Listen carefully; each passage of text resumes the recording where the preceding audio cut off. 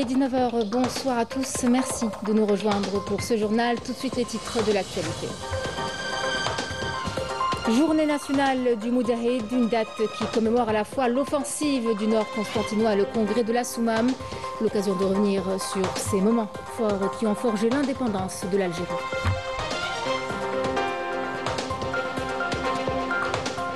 La République arabe sahraoui démocratique participe à la conférence internationale de Tokyo sur le développement de l'Afrique dont les travaux se sont ouverts aujourd'hui. Une participation rendue possible malgré les manœuvres de la délégation marocaine pour l'entraver. Nous irons par la suite à Raza où les écoles ne sont plus que ruines et avec elles les rêves d'enfants. Les petits Razaouis se retrouvent à travailler dans des ateliers pour soutenir leur famille et ne demandent qu'à survivre. Ils sont aujourd'hui un des visages les plus douloureux du drame palestinien.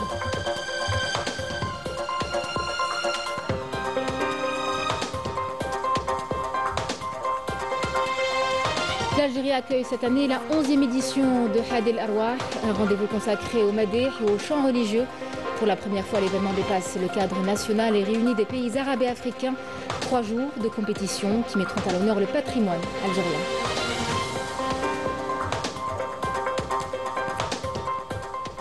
Mesdames, Messieurs, bienvenue à vous. Aujourd'hui, 20 août, l'Algérie célèbre la journée nationale du Moudjahid, une date qui rappelle à la fois l'offensive du Nord constantinois il y a 70 ans, ainsi que le 69e anniversaire du congrès de la Soumam. Et c'est à Skikda que les festivités officielles se sont tenues sous le slogan « Souvenir des immortels » avec un riche programme, sous la supervision du ministre des Moudjahidines et des ayants droit, l'Aïd Rabiga. Un programme qui a mis en avant la mémoire de notre histoire nationale. Parmi les temps forts, la projection d'un film retraçant le parcours de Zéroud Youssef, figure emblématique de la lutte pour l'indépendance. Écoutons le ministre l'Aïd Rabiga.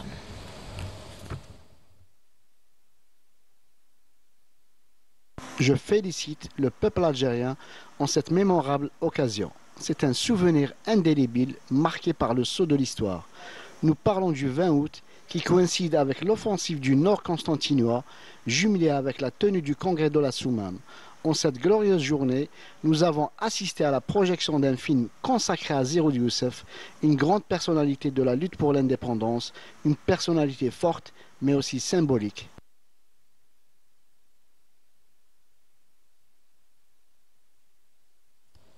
L'occasion aujourd'hui de revenir sur ces moments forts qui ont forgé l'indépendance de l'Algérie, sur le courage de ceux qui ont tenu tête à la colonisation et sur les choix qui ont structuré cette lutte. Évocation avec Emmanuel Lebèche. Le 20 août 1955, c'est dans un contexte particulier et difficile que les responsables de l'ALN ont organisé l'offensive du Nord constantinois. Une vaste opération qui aura comme but de donner un second souffle à la révolution de novembre 1954, mais également desserrer l'étau sur les Aurès, où l'armée française asphyxiait les maquis et la population locale. Le Nord constantinois était divisé en 4 principales nahiyas, des régions. Donc la nahiya de Smendo, dirigée directement par Zéroud, la région de Mila, par Ben Toubel, la région d'Annaba, par Ammar Ben Ouda, donc les 3 régions. Alors, les préparatifs se sont déroulés au niveau de la Nahia de Smendo. Le Nahia de Smendo, donc à l'époque dirigé par Zéroud, avec comme adjoint notamment, donc nous avons Mohamed Salih Belmehoub, Boucher Habou Al-Aras, Ammar Boudarsa, Abdeslam Khouch du CCSI, Smaïn Zéroud. Donc ça c'est le commandement de Smendo à l'époque. Les dirigeants de la révolution algérienne ont décidé, 9 mois après le déclenchement de la révolution de novembre 1954, d'attaquer l'ennemi en plein jour. Une démonstration de force, mais également d'unité et de solidarité du peuple algérien et son armée nationale.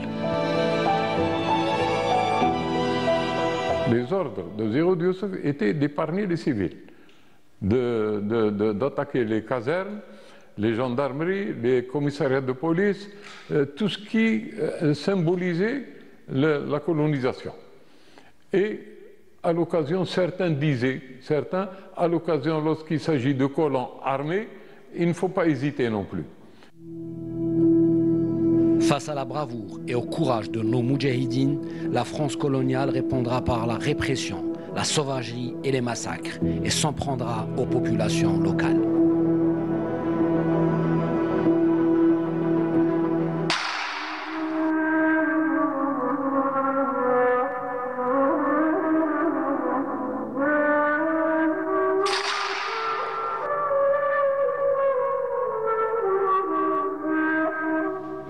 Une année après, jour pour jour, le 20 août 1956, le congrès de la Soumam est organisé. Il va offrir à la Révolution une charte adoptée portant sur la création de nouvelles structures. Le Conseil national de la Révolution algérienne et le comité de coordination et d'exécution, la division de l'Algérie en 6 wilayas et le FLN est le seul représentant du peuple algérien. Le 20 août 1956, un tournant décisif dans l'histoire de la révolution algérienne. Une révolution qui s'est dotée d'une armée populaire, forte et organisée, capable d'affronter l'une des plus grandes puissances coloniales dans le monde. Il y a donc 70 ans, jour pour jour, les Moudjahidines ont préparé et lancé une offensive dans le plus grand secret. Une opération qui s'est heurtée à une répression d'une extrême violence. Ce sont des familles entières qui ont été touchées et des milliers de vies bouleversées. Aujourd'hui, les habitants de Skikda se souviennent, témoignent et nous racontent ce que cette journée a signifié pour eux et pour le pays. Ismaël Belradia. Le 20 août 1955 fut longuement préparé à Skikda par les Moudjahidines qui s'étaient réunis dans un endroit secret afin de lancer une offensive qui allait marquer la révolution algérienne. Nous sommes exactement le haut Beni Mellek, les anciens ayatollahs Sidi Ahmed. C'est là qu'ont eu les plus gros préparatifs de l'un des 3 axes offensifs le samedi 20 août 1955. Et ce qu'il y a lieu de relever, d'admirable en matière d'organisation et de logistique et de discipline militaire, c'est que bien que le campement ait eu lieu pendant une dizaine de jours et que la zone est située en pleine zone coloniale, de ferme coloniale, ça ne s'est pas ébruité du tout et l'effet surprise a été total. L'offensive, du moins sur cet axe-là, a commencé la colline Hadila, dite la colline Sidi Ahmed. Mbad, elle a cheminé jusqu'à l'endroit dit les 4 août. Elle s'est ensuite, si l'on peut dire, déversée dans la ville. La répression française avait été d'une rare barbarie, donnant lieu à un génocide sans précédent qui n'épargna aucun Algérien. La population qui n'était pas armée, qui était porteuse de serpes, de pioches, etc., qui n'a pas eu le réflexe de se replier et qui a été prise à partie par les Européens armés d'abord. À l'époque, le maire Dominique Crevaux avait donné ordre de tirer à vue sur tous les Algériens. Tout Européen armé était habilité à tirer sur n'importe quel Arabe, quel qu'il puisse être, n'importe quel Algérien. Le dimanche 21, le lendemain donc, il y a eu l'arrivée du bateau Aqba, venant de Marseille, et il y avait à bord, selon les dires de nos parents, quelque chose comme 700 Algériens, mais il y avait aussi la famille Tahem qui sont venus des villes environnantes, de Constantine, de Batna, de Khanchla, de Sétif, qui venaient les accueillir au port. Et là, il y a eu le début du grand massacre. Ces familles qui étaient venues accueillir leurs parents ont été pratiquement massacrées et les occupants, les passagers, ont été regroupés pour partir sur le stade de basket, dit à l'époque stade Kutoli, et l'esplanade de l'actuelle salle Aïssat Idir qu'on appelait à l'époque la salle de l'artisanat. Là, ils ont été regroupés, qui au stade, qui le Zevzef, et ils ont été mitraillés sous les ordres du sanguinaire Ossares. L'engin qui avait creusé les fosses communes est toujours conservé à Skikda. Il appartenait à l'époque à l'école régionale de Philippeville, actuellement Skikda. C'est ce bulldozer qui a servi à ensevelir, morts ou vifs, quelque chose comme entre 6 et 7 000 autochtones dans les jours et les semaines qui ont suivi l'offensive généralisée du 20 août 1955. Les wilayas du pays ont célébré cette journée nationale du Moudjahid par des cérémonies de recueillement en hommage aux martyrs et par des inaugurations et des lancements de projets destinés à améliorer les conditions de vie des populations. Partout à travers le pays, les autorités locales accompagnées de la famille révolutionnaire ont rendu hommage aux Moudjahidines et aux familles des Chouhada. Des projets de développement ont été inaugurés allant de la mise en service de réseaux de gaz et d'eau potable à l'ouverture de routes, de stades de proximité et de nouveaux établissements scolaires. Des colloques historiques, projections de films et expositions de livres et de photos sont venus rappeler le rôle des héros de la Révolution et transmettre leur mémoire aux jeunes générations. La citoyenneté sous l'occupation coloniale et à l'époque de la guerre de libération nationale a été le thème d'une conférence scientifique qui s'est tenue à l'Institut national des études stratégiques. Alors plusieurs professeurs universitaires, docteurs cadres de l'armée nationale populaire y ont pris part et sont revenus sur cette question marquée durant l'époque coloniale par l'inégalité juridique et sociale. Une journée qui nous renvoie aussi à l'une des pages les plus sombres de notre histoire. Il y a les massacres, la torture de l'armée coloniale, mais aussi la déportation de centaines d'Algériens vers l'île Sainte-Marguerite. Alors, beaucoup y ont laissé leur vie, leur tombe témoigne encore de ce douloureux passé. Parmi ces déportés, il y avait des résistants, mais aussi des nourrissons morts dans les geôles coloniales. De bouleversantes archives qui rappellent aujourd'hui ce qu'a été le sort de ces prisonniers. Raouf Hamouche. C'est un lieu discret, une pinède presque oubliée. Ici vit une période méconnue des affres du colonisateur français, le cimetière musulman de l'île Sainte-Marguerite. De simples cercles de pierre en guise de tombe. Elles sont anonymes dans la tradition musulmane qui rejette l'ostentation après le décès. En revanche, on a des indices sur les pratiques cultuelles, funéraires.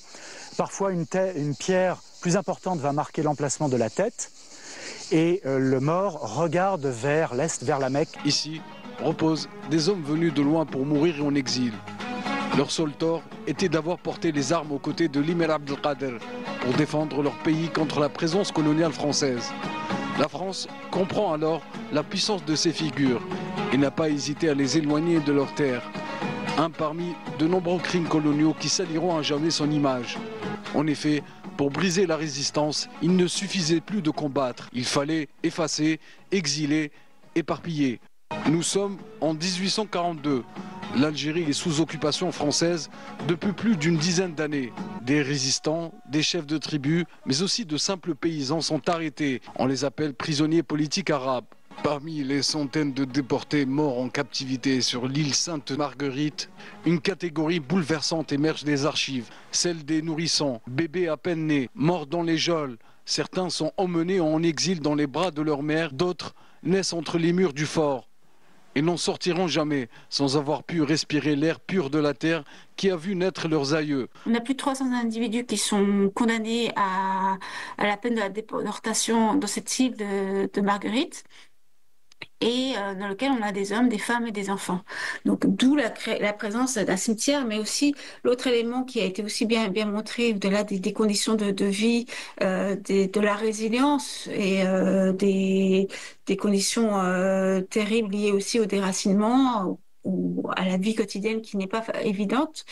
C'est aussi la résilience. Je pense que c'est aussi très important, la résilience de tous ces condamnés.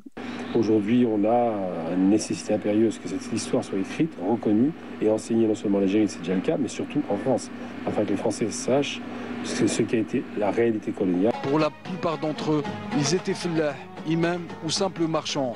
La mer les a arrachés à leurs terres. Ils mourront ici, à Cannes, à l'hôpital ou dans les geôles de l'île.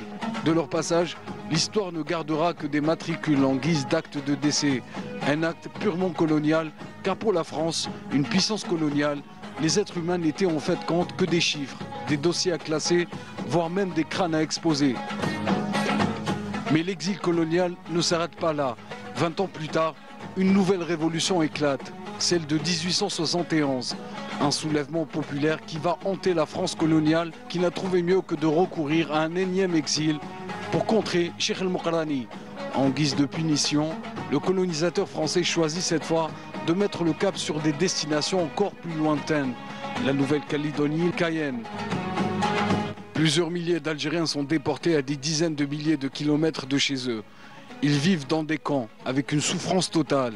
Travail forcé, paludisme et un oubli garanti des milliers d'entre eux, y mourant sans même une sépulture digne. Aujourd'hui, des familles cherchent leurs ancêtres, des chercheurs ressortent les archives, des voix s'élèvent pour que justice soit rendue aux déportés de l'histoire. Le ministre d'État, ministre des Affaires étrangères, de la communauté nationale à l'étranger, des Affaires africaines, Ahmed Attaf, a reçu aujourd'hui un appel téléphonique de son homologue koweïtien, Abdallah Ali Al Yahya. Un entretien qui a été l'occasion aux deux parties de passer en revue les relations fraternelles et de coopération liant les deux pays, ainsi que les voies et moyens de leur développement en application des instructions des deux chefs d'État. Les deux ministres ont saisi cette occasion pour discuter et coordonner au sujet des derniers développements à l'échelle régionale et internationale. Représentant le président de la République, Abdelmadjid Tebboune, le ministre de l'économie, de la connaissance, des start-up et des micro-entreprises, Nordin Wadeh, participe aux travaux de la conférence internationale de Tokyo sur le développement de l'Afrique, qui se tient dans la ville de Yokohama au Japon jusqu'à vendredi prochain. Les représentants de 55 pays prennent part à cet événement organisé conjointement par l'Union africaine, le Japon, le PNUD et la Banque mondiale. Une conférence qui a pour but de renforcer la coopération entre les différentes parties prenantes et à explorer de nouvelles perspectives pour atteindre les objectifs de l'agenda 2063 de l'Union africaine et de l'agenda 2030 des Nations unies pour le développement durable, notamment autour des trois piliers fondamentaux de la TICAD, à savoir l'économie, la société, ainsi que la paix et la stabilité. En sa qualité de membre fondateur de l'Union africaine, la République arabe sahraoui-démocratique participe elle aussi à la conférence internationale de Tokyo sur le développement de l'Afrique, dont les travaux se sont ouverts aujourd'hui. La délégation sahraoui est conduite par le Premier ministre Bouchraya Hamoudi Bayoun, accompagné du ministre des Affaires étrangères et des Affaires africaines Mohamed Yeslam Baïsat et de l'ambassadeur Lamine Bali, représentant permanent de la RASD auprès de l'UA. La RASD a pris part aux réunions préparatoires malgré les tentatives de la délégation marocaine d'empêcher par tous les moyens sa participation. Les autorités japonaises, en coordination avec l'Union africaine, ont mis en place des mesures de sécurité renforcées pour garantir une participation sans incident, rappelant qu'un an auparavant, une agression avait visé la délégation sahraoui lors d'un précédent sommet. Passons à ce bilan de l'armée nationale populaire dans la dynamique des efforts soutenus dans la lutte antiterroriste et contre la criminalité organisée multiforme. Des unités et des détachements de l'ANP ont exécuté durant la période allant du 13 au 19 août dernier plusieurs opérations ayant abouti à des résultats de qualité qui reflètent le haut professionnalisme, la vigilance et la disponibilité permanente de nos forces armées à travers tout le territoire national. Dans le cadre de la lutte antiterroriste, grâce aux efforts des unités de l'ANP également, le terroriste dénommé Uqba Kunta Sid Ahmed alias Mohamed s'est rendu aux autorités militaires de Borj Badi Mokhtar en 6e région militaire. En sa possession, un pistolet mitrailleur de type Kalachnikov, un fusil semi-automatique de type Semyonov, une quantité de munitions et d'autres effets, tandis que d'autres détachements de l'ANP ont arrêté 3 éléments de soutien aux groupes terroristes dans différentes opérations à travers le territoire national. Dans le cadre de la lutte contre la criminalité organisée, en continuité des efforts déployés pour contrecarrer le fléau du narcotrafic dans notre pays, des détachements combinés de l'ANP ont intercepté en coordination avec les différents services de sécurité lors d'opérations exécutées à travers les régions militaires 31 narcotrafiquants et mis en échec des tentatives d'introduction d'un quintal et 66 kg de kiff traité provenant des frontières avec le Maroc, alors que 2,23 kg de cocaïne et 131 318 comprimés psychotropes ont été saisis. À Taman Rasset, Borj Badi Mokhtar, Insalah et Lizi, des détachements de l'ANP ont arrêté 270 individus et saisi 23 véhicules, 158 groupes électrogènes, 63 marteaux-piqueurs, 4 détecteurs de métaux ainsi que des quantités de mélange d'or brut et de pierres et d'équipements utilisés dans des opérations d'orpaillage illicite. De même, 11 autres individus ont été appréhendés et 7 fusils de chasse, 17 035 litres de carburant ainsi que 6 quintaux de tabac ont été saisis, et ce lors d'opérations distinctes. Par ailleurs, les gardes-côtes ont mis en échec sur les côtes nationales des tentatives d'émigration clandestine et procédé au sauvetage de 513 individus à bord d'embarcations de construction artisanale, alors que 507 immigrants clandestins de différentes nationalités ont été arrêtés à travers le territoire national. À Gaza, les enfants dont nous n'entendons plus les voix, leurs écoles ont été réduites en poussière et avec elles le rêve d'avenir. Aujourd'hui, au lieu de continuer leurs études, ils se retrouvent à travailler très tôt dans des ateliers pour soutenir leur famille. Ils ne demandent qu'à survivre. Les enfants ghazaouis sont désormais l'un des visages les plus douloureux du drame palestinien. Salama El-Awadi et Majda Dihmoun. Ils ont miraculeusement survécu aux missiles sionistes. Ces 3 petits-enfants se sont retrouvés à travailler dans le domaine de la mécanique auto avec leur père. Pas le choix, leurs écoles ont été réduites en poussière par l'armée sioniste.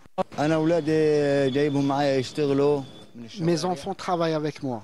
C'est toujours mieux que de les laisser se perdre dans la rue. Ils s'améliorent. Mais avec cette guerre, nos conditions sont extrêmement difficiles.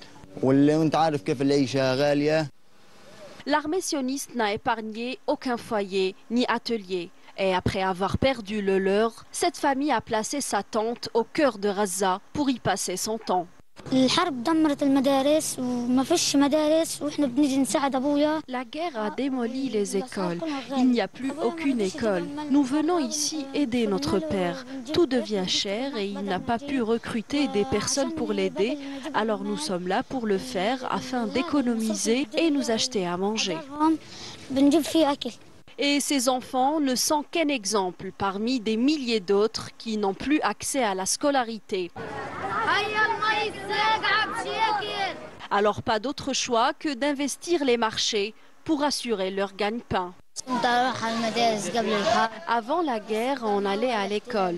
Mais aujourd'hui, comme elle est détruite par l'occupation sioniste, alors je suis ici depuis le matin pour vendre de la nourriture. Le travail des enfants n'est pas la seule catastrophe endurée à Gaza. Il s'agit là d'enfants privés de rêver et de leurs droits les plus élémentaires. L'Algérie accueille cette année la 11e édition de Had El Arwah, un rendez-vous consacré au Madih, au chant religieux. Pour la première fois, l'événement dépasse le cadre national et réunit 8 pays arabes et africains.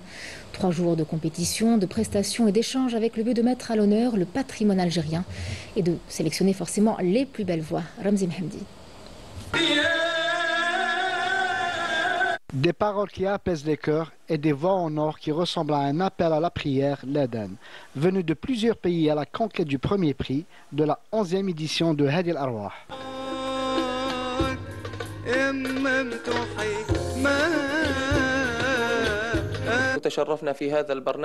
Nous avons eu l'honneur de participer à ce programme et rencontrer plein de voix de l'Algérie et du monde arabo-musulman.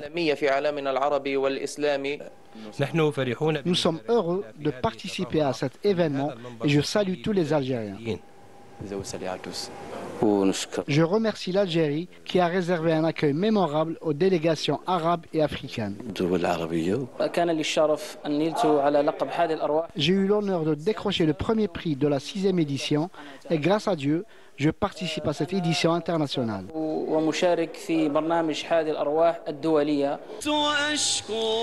Après avoir organisé les 10 dernières éditions nationales, Had El Arwah prend une envergure internationale avec la participation de 8 pays arabes et africains dans un esprit de piété et de sérénité.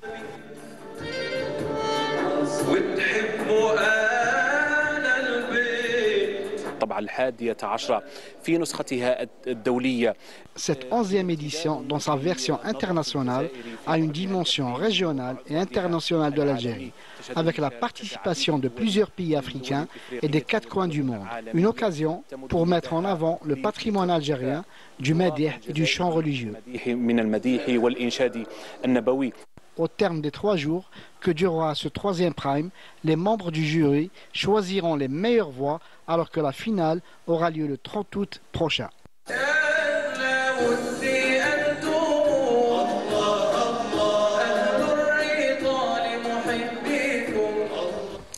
Un aquapark attire à Skikda chaque jour des vacanciers venus de toute la région, disposant de plusieurs attractions et divers jeux aquatiques. Tout est pensé pour offrir détente et sensations dans un cadre sécurisé. Un lieu qui devient en tout cas peu à peu un passage obligé sur la côte. Le reportage est signé Naïma Walish. Avec 32 départs, 8 jeux pour enfants et adultes, le Patchpole, que voici, demeure la star des attractions dans ce labyrinthe ludique. Je viens juste des alentours. Ce jeu est superbe, de grosses émotions. Ici, c'est calme, vivant et sécurisé. Je viens visiter l'Algérie. J'ai fait pas mal de parcs. Un à Constantine, j'ai fait celui de Biskra. Et j'essaye de voir un peu la différence entre tous les parcs qui existent de l'Algérie. C'est un plaisir de découvrir ces choses-là. et ça nous donne envie de revenir plus souvent en Algérie. On nous a parlé de ce parc-là, on voulait venir le voir.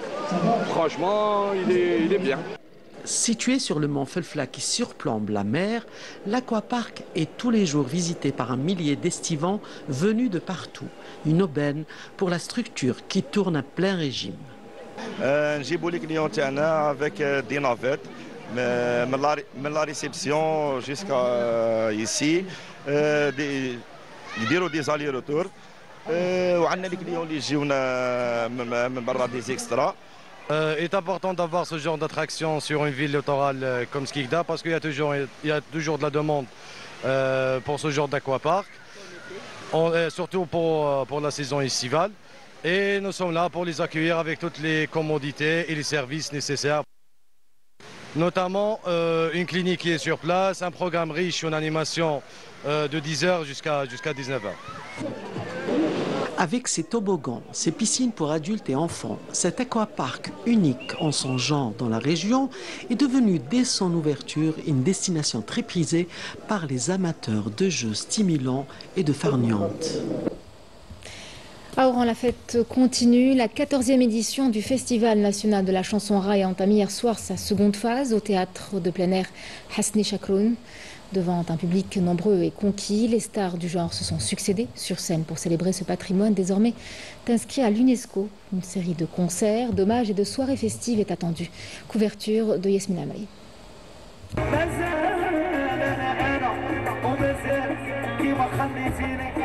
El Behia vibre au rythme du rail. Lumière, son et couleurs s'entremêlent pour offrir une atmosphère festive. Le public présent danse, chante et partage des instants de joie autour de ce patrimoine musical. L'énergie des artistes sur scène se reflète dans l'enthousiasme des spectateurs.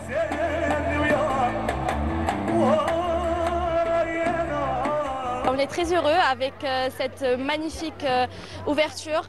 نحضروا tous les 3 jours inchallah parce que عجبتنا l'organisation, عجبتنا زعما très bien. Surtout c'était زعما beaucoup familial. Je suis content d'être ici pendant les vacances pour regarder des chanteurs chanter ce rail et 1 2 3 va l'Algérien. L'organisation était magnifique, parfaitement bien structurée et nous avons beaucoup apprécié.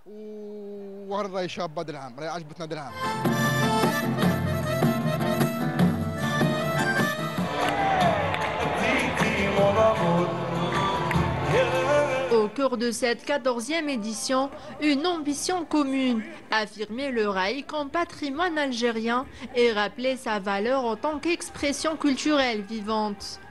Alors je suis vraiment contente pour de vrai. Aujourd'hui, c'était une première fois pour moi pour le Raï Festival ici à Oran. Donc c'était un plaisir déjà d'être dans ma ville, en Algérie. Et puis voilà, après le Raï, je pense que c'est quelque chose qu'on a toutes grandi un peu avec. Mon père était un musicien, donc c'était dans le sang. Et puis je suis très contente d'être là aujourd'hui. Ce festival a été une véritable réussite avec un public très réceptif, sans oublier que le raï reste notre patrimoine.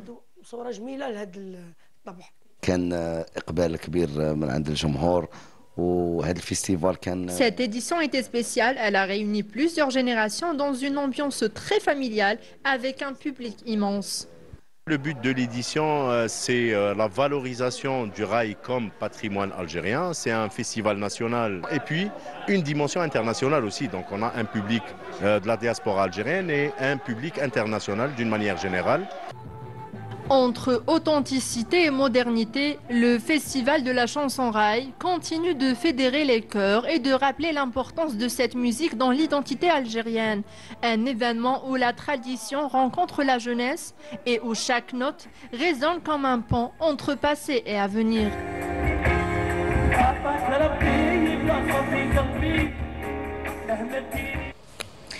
Voilà qui clôture cette édition. Merci de l'avoir suivi. Très bonne soirée sur Canal Algérie. À dimanche prochain.